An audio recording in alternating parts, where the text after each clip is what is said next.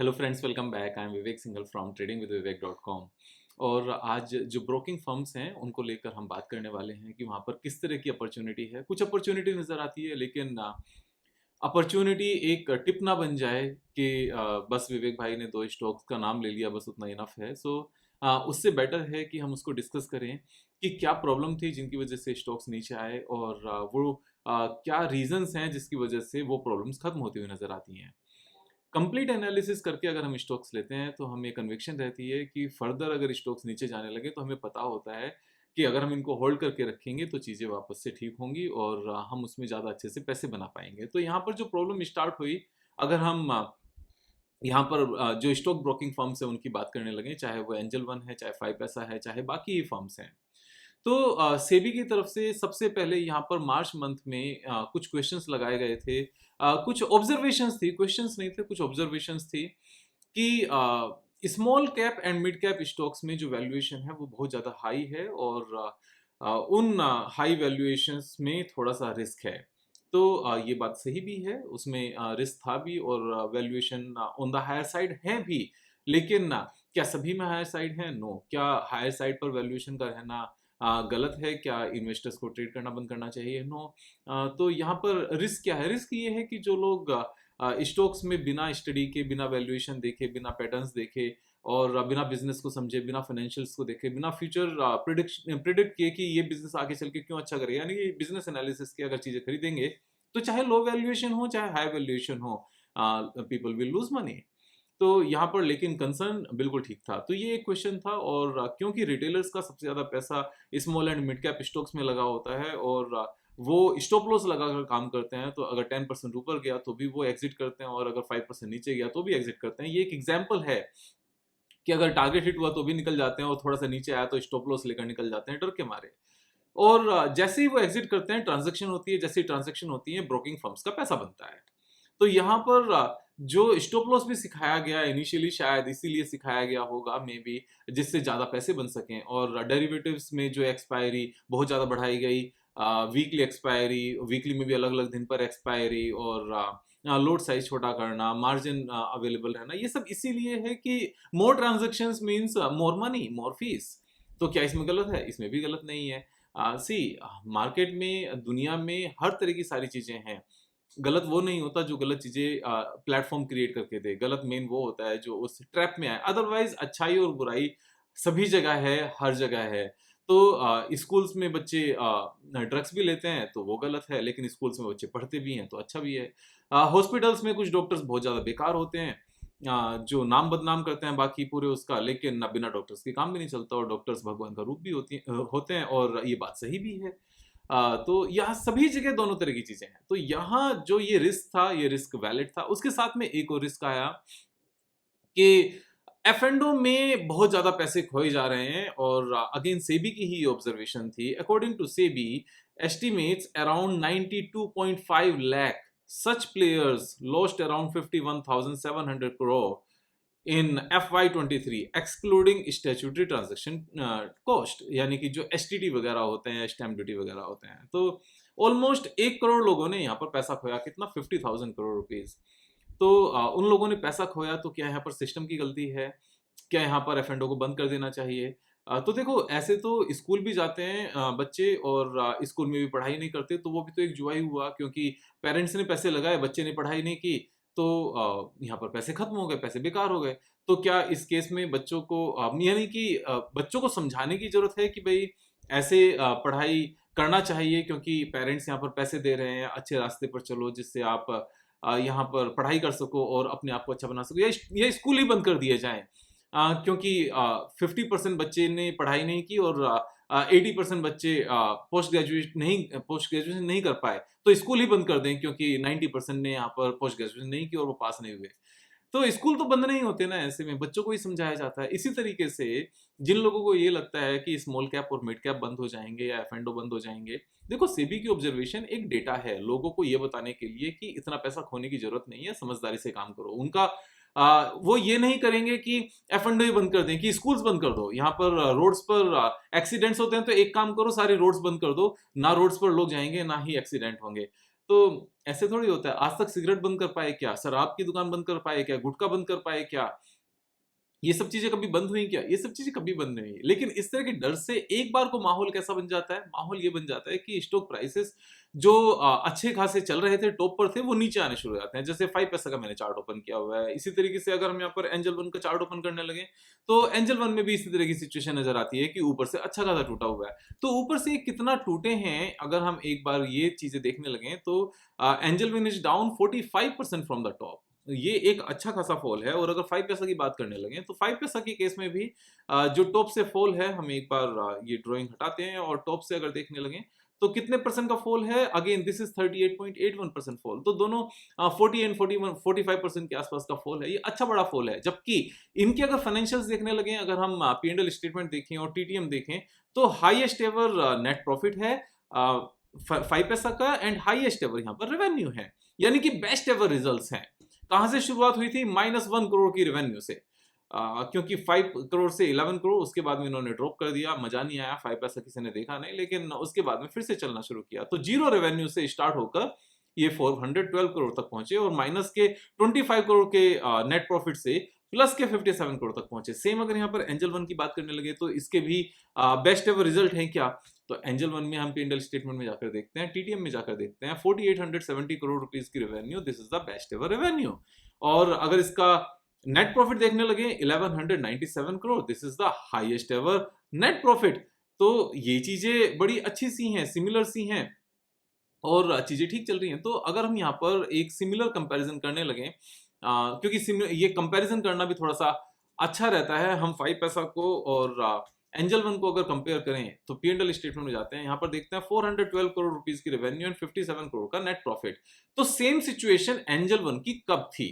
अगर angel one में जाकर देखें, तो 440 करोड़ रुपीस एंड 31 करोड़ का यहाँ पर नेट प्रॉफिट। तो ये सिचुएशन ऑलमोस्ट कितने ईयर्स पहले थी? 1 2 3 4 5 6 7 ईयर्स पहले थी। TTM में तो अभी एक ही क्वार्टर ऐड हुआ है। तो 7 ईयर्स में अगर हम यहाँ पर मार्केट कैपिटलाइजेशन देखने लगे, 19,000 करोड़ की मार्केट कैपिटलाइजेशन एंजल वन की है, और 5 पैसा की अभी 1400 करोड़ है। तो ऑलमोस्ट ये 13-14 टाइम्स है एंजल वन। तो 7 ईयर्स में यहाँ से 13-14 टाइम्स 5 पैसा भी हो सकता है। ये एक डिफरेंट एनालिसिस है कि पीयर ग्रुप में भी कैसे करके देखा जाए कि स्मॉल कंपनी बड़ी बन सकती है, नहीं बन सकती। अब पॉइंट ये आता है विवेक भाई, एंजल वन तो पहले छोटी थी, अब बड़ी बन गई, अब आगे चल के इतनी अपॉर्चुनिटी मार्केट में होंगी क्या? इस अपॉर्चुनिटी को कैसे देखा जाए? तो इस अपॉर्चुनिटी को देखने का भी तरीका है। यहां पर हम ये देखते हैं कि इंडिया में कितने अकाउंट्स हैं, डीमेट अकाउंट्स हैं। तो 11 जुलाई रिसेंट का डेटा है, demat account surge to 16.2 crore. 16.2 crore तक ये पहुंच जाना, और बहुत स्पीड से पहुंच रहे हैं, क्योंकि अगर फरवरी का डेटा देखा जाए, तो फरवरी का डेटा कहता है कि जो डीमेट अकाउंट्स थे दैट वाज 14.39 करोड़, यानी कि लास्ट 6 मंथ्स में 14.39 करोड़ से ये 16.2 करोड़ बन गए, यानी कि 1 crore 80 lakh new demat accounts open हुए हैं जस्ट लास्ट 6 मंथ्स में। तो यहाँ पर रफ्तार है आगे बढ़ने की, क्योंकि चीजें आसान हो रही हैं। यूपीआई ने बहुत काम आसान किया है। यहाँ पर जो सिंपल ट्रेडिंग एप्लीकेशंस हैं, उन्होंने चीजें आसान की हैं, और जिन लोगों ने अपने आप को अभी तक नहीं सुधारा, वो नीचे आते जा रहे हैं। अब जैसे किन लोगों ने नहीं सुधारा, हम यहाँ पर ये भी देखते हैं। आईसीआईसीआई बैंक का अगर हम डेटा चेक करें, तो आईसीआईसीआई बैंक में यहाँ पर एक मैंने डेटा देखा था, तो आईसीआईसीआई बैंक का जो ग्रोथ है यहाँ पर वो डिक्लाइनिंग मोड में है, उसके नंबर ऑफ डीमेट अकाउंट्स कम हुए हैं। तो सारा सर्च करोगे, अभी वो विंडो मेरे पास नहीं है, शायद मैंने क्लोज कर दी, तो आप देखोगे तो वो सारी नीचे है। क्यों? उन्होंने अपनी एप्लीकेशंस को अच्छा नहीं किया। एचडीएफसी ने स्काई के नाम से ओपन किया, तो थोड़ा सा अच्छा हो रहा है, तो थोड़ा सा बेटर मे बी आने वाले टाइम में हो सकता है, लेकिन जो नहीं सुधरेगा वो मारा जाएगा। बड़ा सिंपल सा पॉइंट है यहाँ पर। तो एक तो ये पॉइंट हो गया कि इंडिया में कितने परसेंट है। अब यूएस में कितने परसेंट लोग मार्केट में पैसा लगाते हैं? This number in US is 61%। So this is a big number. यहाँ पर Gallup latest estimate find 61% of US adults on stocks. अब यहाँ पर दोनों चीजों में एक डिफरेंस देखोगे आप। जो यूएस में बताया गया है that is 61% of the adults on stock, लेकिन इंडिया का जो नंबर है उसमें यहाँ पर पॉपुलेशन की बात नहीं की गई, total number of demat accounts की बात की गई है कि 16 करोड़ डीमेट अकाउंट्स हैं। अब 16 करोड़ डीमेट अकाउंट, सबसे पहले तो टोटल पॉपुलेशन का कितना होता है? यहाँ पर इंडिया की पॉपुलेशन 140 करोड़, तो 140 करोड़ तो सीधा सीधा सबको पता है, लेकिन अगर इलीगल इमिग्रेंट्स को भी अगर काउंट कर लें, तो ये नंबर और बहुत ज़्यादा आएगा। फिर ये भी कह सकते हैं कि विवेक भाई यूएस में भी तो इलीगल इमिग्रेंट्स है, ये तो वर्ल्ड प्रॉब्लम है। तो ठीक है, हम दोनों जगह की भी सेम मीन्स 140 करोड़ ही अगर ले लें यहाँ की, तो 140 करोड़ के ऊपर 16 करोड़ का डीमैट अकाउंट का नंबर होना, ये कितने परसेंट हुआ? This is only and only 11%, जबकि यूएस में ये कितना है? 61%। अब जो यूएस का नंबर है that is 61% of adult. India की हमने पॉपुलेशन टोटल ले ली 140 करोड़ की, लेकिन एक डिफरेंस भी यहाँ पर है। इंडिया में total number of demat accounts की बात की गई है। अगर एक ही बंदे के चार चार डीमैट अकाउंट्स हैं, तो total number of investors India में 16 करोड़ नहीं है। यहाँ पर ये चीज बहुत इंपॉर्टेंट है समझने के लिए। इन 16 करोड़ अकाउंट्स में जितनी भर भी कंपनीज हैं उनके डीमैट अकाउंट्स भी आ गए, तो ये भी चीज समझने वाली है।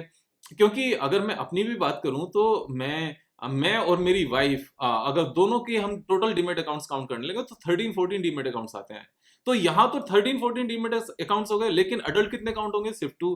तो अगर नंबर ऑफ अडल्ट को यहाँ पर रिड्यूस किया जाए तो ये नंबर 16 करोड़ नहीं बैठेगा, उससे बहुत कम आएगा। और एक और इंपॉर्टेंट पॉइंट, उनमें से 50% डीमैट अकाउंट्स तो ऐसे होंगे जिनमें आज की डेट में एक भी शेयर नहीं होगा, क्योंकि एंट्री की मार्केट में, पैसे खोए और पैसे खो के चले गए। और ये डेटा साफ साफ है ही कि जो 50% means not 50%, 92.5 lakh crore people lost money during the last year. मतलब ये एक बहुत बड़ा नंबर है। 1 करोड़ लोगों ने पैसे खोए, 51,700 करोड़, यानी कि 1 करोड़ ने अगर 51,000 करोड़ खोए तो एक बंदे ने ऑन एन एवरेज सिर्फ 50,000 खोए। ये छोटे छोटे बच्चे हैं जो आते हैं मार्केट में, अलग अलग लोगों को देखते हैं, मीन्स स्क्रीनशॉट्स देखते हैं ट्विटर पे यहाँ पर कि हमने इतने पैसे लगाए, कॉल बाय की इतने पैसे हो गए, यहाँ पर पुट बाय की इतने पैसे हो गए, 1 लाख के 50 लाख हो गए, 2 दिन में हो गए, 5 दिन में हो गए, और बस कूद पड़ते हैं और पैसे खोते हैं, उसके बाद में वापस से नहीं आते। तो इन 16 करोड़ का जो नंबर है ये बहुत ही बड़ा नंबर है। इस बड़े नंबर में जो एक्चुअल नंबर ऑफ ट्रेडर्स हैं जिनके पास एक्चुअल में स्टॉक्स हैं, दिस नंबर मेरे हिसाब से 5 करोड़ से ज्यादा नहीं होगा। सो 5 करोड़ वर्सेस 61% पॉपुलेशन, तो ये एक बहुत बड़ा गैप है। ये इतना बड़ा गैप है कि अभी ये रफ्तार जो नंबर ऑफ डीमैट अकाउंट्स बढ़ने की है, ये लगातार चलती रहेगी, और ये लगातार चलती रहेगी तो चीजें अच्छी चलती रहेंगी। यहाँ पर एक और एनालिसिस जो की गई, अगर हम गैलप के डेटा को देखें, जो यूएस का डेटा था, यूएस में 61% पीपल ऑन स्टॉक्स, उनमें से जो यहाँ पर एक इंपॉर्टेंट पॉइंट है, इंपॉर्टेंट पॉइंट क्या है कि मैं यहाँ पर थोड़ा सा डिटेल में बताना चाहता हूं। एनुअल हाउस होल्ड इनकम, यानी कि जिनकी इनकम सबसे ज्यादा है उनकी परसेंटेज मार्केट में स्टॉक्स लेने की सबसे ज्यादा है। यानी कि जैसे जैसे इनकम बढ़ेगी, यहाँ पर जिनकी इनकम ज्यादा होगी वे लोग स्टॉक्स में ज्यादा पैसे लगाएंगे, जिनकी इनकम कम है वो स्टॉक्स में पैसे कम लगाते हैं। तो इंडिया में इनकम जैसे जैसे बढ़ेगी, यहाँ पर डीमैट अकाउंट्स में और ज्यादा मीन्स डीमैट अकाउंट और ज्यादा ओपन होंगे और ज्यादा स्टॉक्स में पैसे लगाए जाएंगे।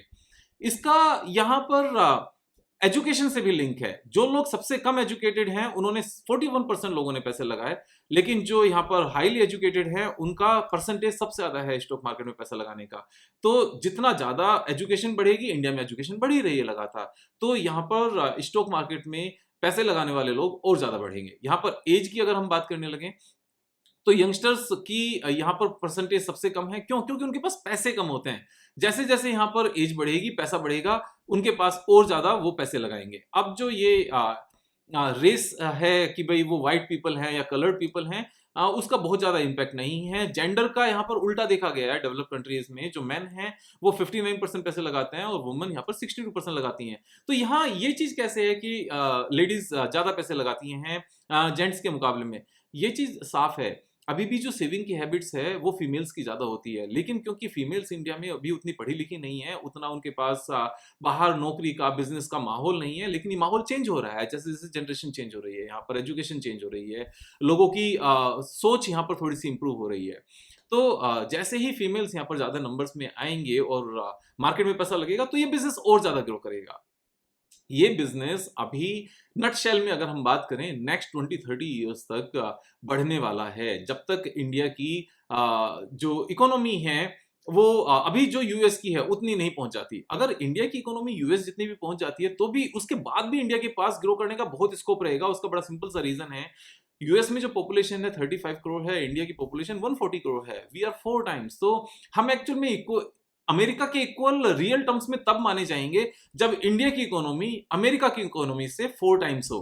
या फिर इसको हम पर कैपिटा इनकम के बेस पर देखें, जब पर कैपिटा यानी कि इंडिविजुअल की इनकम अमेरिका के इंडिविजुअल के इक्वल हो, अभी तो ये बहुत बड़ा गैप है। अमेरिका के $75,000 एवरेज इनकम है, इंडिया की $2600 है। अमेरिकन ऑलमोस्ट 27-28 टाइम्स रिच हैं हमसे ऑन एन एवरेज। जो चाइना है के लोग हैं वो भी हमसे 6-7 गुना रिच हैं ऑन एन एवरेज। तो अभी बहुत बड़ा गैप है, ये लगातार नंबर बढ़ने वाला है। इंडिया की अगर हम बात करने लगे कि इंडिया में कौन से स्टेट्स में, एक ही डेटा पब्लिश किया कि कितने परसेंट लोग मार्केट में पैसा लगाते हैं, तो अंडमान निकोबार 0.2%, 0.02%, आंध्र प्रदेश में 3.8%, और अरुणाचल प्रदेश में नॉट 1%, असम में 2%, बिहार में 4%, चंडीगढ़ 0.23%, छत्तीसगढ़ 1.16%, और दिल्ली में 4.51%, गुजरात में 9.3%। तो गुजरात में जहां पर सबसे ज्यादा लोग पैसे लगाते हैं, और महाराष्ट्र में 18.61%, यानी कि जहां पर इंडिया का गढ़ है वहां पर भी 18.61% लोग पैसा लगाते हैं। तो बाकी की तो हम बात ही क्या करें। मध्य प्रदेश में 5%, कर्नाटक में 5%। तो ये 4-5% का जो नंबर है, ये 61% तक जब जाता है तो अलग ही बात है, क्योंकि इस 5% में भी इंडिविजुअल्स की बात नहीं है, नंबर ऑफ डीमेट अकाउंट्स के हिसाब से यहाँ पर बात की गई है। ये बिजनेस लगातार ग्रो करने वाला है। जो मैंने बात बताई आपको कि ये चीजें कंसर्न जताना ठीक है, लेकिन स्कूल कॉलेज बंद कर देना क्योंकि बच्चे फेल होते हैं, रोड्स बंद कर देना क्योंकि यहाँ पर एक्सीडेंट्स होते हैं, हॉस्पिटल्स बंद कर देना क्योंकि कुछ डॉक्टर्स गलत हैं, फ्यू गलत हैं, पुलिस स्टेशन बंद कर देना क्योंकि फ्यू पुलिसमैन गलत हैं, यहाँ पर सीए फर्म्स पूरी सोसाइटी बंद कर देना क्योंकि कुछ सीए करप्ट हैं। ये तो सब जगह हर जगह है। कौन सा डिपार्टमेंट, कौन सा बिजनेस, कौन सी कम्युनिटी, कौन सी कास्ट, कौन सा रिलीजन, कौन सी कंट्री ऐसी है जहां पर कुछ चीजें गलत नहीं है उसके चक्कर में पूरा का पूरा शटडाउन ही कर देना, ऐसे होता नहीं है और ऐसे होगा भी नहीं। एक और चीज मैं आपको दिखाना चाहता हूं, अभी जो आज की न्यूज है, NSC Q1 net profit at 2566 crore. ये एनएससी का एक क्वार्टर का नेट प्रॉफिट है, पूरे साल का नेट प्रॉफिट 10,000 करोड़ बैठता है। हमें क्या लगता है कि अगर इन सब चीजों पर रोकथाम लगी तो एनएससी पैसे कमा पाएगा? बीएससी कमाए ना कमाए, ब्रोकर कमाए या नहीं कमाए, एनएससी के पास सीधी सीधी फीस जाती है। ये जितनी ज्यादा एक्सपायरी होंगी, जितना ज्यादा स्मॉल कैप, मिड कैप, ये सारी ट्रांजेक्शन होगी, एनएससी को सीधा फायदा है। NSC, AMC companies, broking firm, SEBI, ये सब एक साथ ही हैं, ये एक ही कम्युनिटी है। यहाँ पर एक दूसरे के साथ डिस्कशन किया जाता है, चीजों को सोल्व करने की बात की जाती है। एक और पॉइंट जो मैं आपके साथ बताना चाहता हूँ, आज ही की बात है, अभी 1 घंटे पहले की, जस्ट 1 आवर बिफोर की, जो ये पब्लिश किया। मैं यहाँ पर और थोड़ा सा इसको स्मॉल करता हूँ वरना साइड में जा रहा है। यस, डिस्कस्ड एफ&ओ issue with SEBI, not all saving going into derivatives, RBI governor. 1 hour पहले ही उन्होंने बोली है कि ऐसा नहीं है कि रिटेलर्स की पूरी सेविंग एफ&ओ डेरिवेटिव्स में जा रही है, ऐसा नहीं है। और उन्होंने इस बात को डिटेल में डिस्कस भी किया है सेबी के साथ, और बताया भी है that we have discussed with the SEBI. आप इस पूरे नोट को डिटेल में पढ़ना, और सेबी को अपना व्यू पॉइंट बताया भी है। तो लोगों का कंसर्न, कम्युनिटी मींस जो रेगुलेटर्स है उनका कंसर्न रहना अच्छी बात है, तभी तो जागरूकता फैलेगी। ये पॉइंट आउट करते रहेंगे तभी तो बात बनेगी। इनके इस टाइम पर इस वजह से अगर वॉलेटिलिटी आकर ग्रेट कंपनीज जो हाईएस्ट एवर प्रॉफिट दे रही है, जिनका बेस्ट एवर फ्यूचर है, अगर वो नीचे आ जाए तो उसको अपॉर्चुनिटी कहते हैं। बैड टाइम में ग्रेट बिजनेसेस और उनमें भी ग्रेट कंपनीज अगर नीचे आ जाएं बैड टाइम में, और वो बैड टाइम टेम्परेरी होना चाहिए, समझ में आना चाहिए, क्योंकि फ्यूचर अच्छा है, वही तो अपॉर्चुनिटी है खरीदने की। बस इसी तरीके से आपने चीजों को एनालाइज करना है, और इसी तरीके से मैंने आपको सिखाते रहना है। यहाँ पर कल फिर मिलेंगे एक नई वीडियो के साथ, तब तक अपना ख्याल रखो। जय हिंद, जय भारत।